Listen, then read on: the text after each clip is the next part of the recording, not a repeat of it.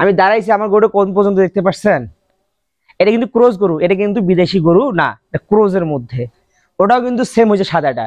এটা কেন হয়েছে জানেন? একটা টিপস, তা হচ্ছে গরুর দুধ প্রচুর পরিমাণে বাছুরকে খাওয়ান, দেখবেন বাছুরটা কত বড় হয়। সেটা দেশি গরুর বাছুর হোক না কেন, দুধ দেন, বাছুরটা অনেক বড় হবে। আসেন এবার মূল কথায় আসি। জানি না আপনাদের ওইদিকে কতটা গরম, এদিকে কিন্তু চরম গরম। কিছুদিন বৃষ্টি হওয়ার পর আবার গরম শুরু হয়েছে।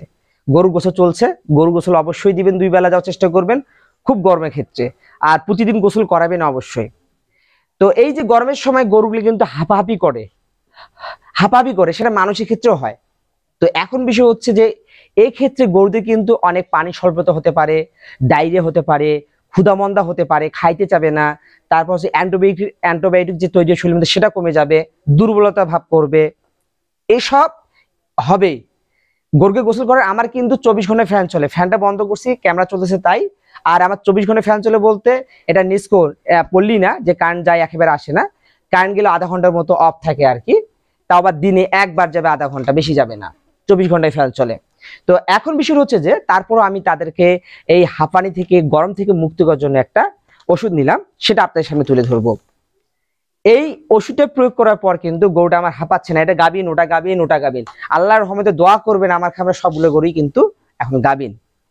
তো ভিউয়ার্স, এই যে আমি যে আপনার গরমের সময় যে স্যালাইনটা দিচ্ছি, স্যালাইন না দেওয়ার পর অনেক স্যালাইনটা কিন্তু এখন পাওয়া যাচ্ছে না। 1 কেজি স্যালাইন পাওয়া যেত মানুষের মতো, পাওয়া যাচ্ছে না। তাই আমি অন্য ধরনের একটা টিপস নিয়ে আসলাম, তা হচ্ছে এই স্যালাইনটা দেখেন, এই যে গ্লুকোলাইট ভেট, এটা কিন্তু একটা স্যালাইন। এটা গরমের ক্ষেত্রে অনেক ভালো করে। এই গ্লুকোলাইট স্যালাইনটা কিভাবে খাওয়াবেন বা কিভাবে প্রয়োগ করবেন? আমি 2 বেলা কিন্তু যে দানাদার খাবার খাওয়াই, সেই দানাদার খাওয়ার মধ্যে আমি কিন্তু একে দিয়ে দেই। পট আছে, একটা চামচ আছে, 2-3 চামচ করে দিয়ে দেই ওকে। 3 চামচ, ছোট গরু 2 চামচ, ছোট গরু 2 চামচ, এভাবে কিন্তু আমি দেওয়ার চেষ্টা করি। আসলে এই গ্লুকোলাইটটা কি কাজ করবে এটা এখন জানা। সোডিয়াম আছে, তারপর হচ্ছে আপনার সোডিয়াম ক্লোরাইড আছে, পটাশিয়াম আছে, ভিটামিন এ আছে। গরমের সময় গরু হাঁপাবে, এই হাঁপানিটা অবশ্যই বন্ধ হবে এই গ্লুকোলাইট খাওয়ালে। যে কোনো এক সময় খাওয়াবেন, আমি সকালবেলা খাওয়াই, যেন গোটা দিনে যে গরমটা আছে সেই হাঁপানির মধ্যে সেটা কিন্তু আর না হয়। এই হচ্ছে আপনার গ্লুকোলাইট। এখন বিষয় হচ্ছে এই গরুটার যে গাভিন আছে, বাছুরটাও কিন্তু গরমের ক্ষেত্রে অনেক ভালো থাকবে এই গ্লুকোলাইটের ক্ষেত্রে। এবং তার যদি ক্ষুধামন্দা হয় সেটা কিন্তু তারাই দিবে। সবচেয়ে বড় কথা, পানি স্বল্পতা বা ডায়রিয়া অনেক গরুর ক্ষেত্রে এখন হচ্ছে গরমের সময়, সেটাও কিন্তু এই গ্লুকোলাইটটা সমাধান করে দিবে। শরীরের অ্যান্টিঅক্সিডেন্ট যদি কমে যায়, অ্যান্টিঅক্সিডেন্টও বাড়াবে, তার সাথে সাথে আপনার রোগ প্রতিরোধ ক্ষমতা আপনার বাড়াবে। এখন বিষয় হচ্ছে যে গ্লুকোলাইট আমি কিন্তু খাবারের সামনে দিই, আপনারা কিন্তু পানি দিয়ে গুলা খাইতে পারেন। আমি সেটা কষ্ট না করে যখন দানাদার খাবার দেই, দেওয়ার পর একটু গ্লুকোলাইট দিই, দেখবেন সুন্দরভাবে খাবে। এটা কিন্তু গন্ধযুক্ত ওষুধ না, এতটাই সুন্দর ওষুধ, চেটে মুছে খাবে ভিউয়ার্স।